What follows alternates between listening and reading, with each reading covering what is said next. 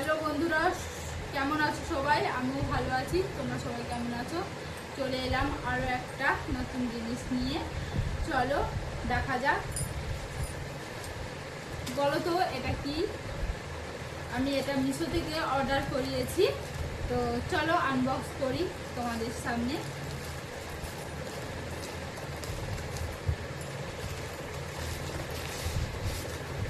বলো তো বন্ধুরা এটা কি? চলো খোলা যাক।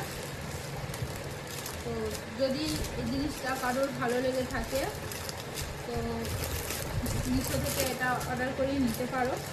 আমার তো খুবই ভালো লেগেছে, তোমাদেরও নিশ্চয়ই ভালো লাগবে। খুব সুন্দর জিনিসটা।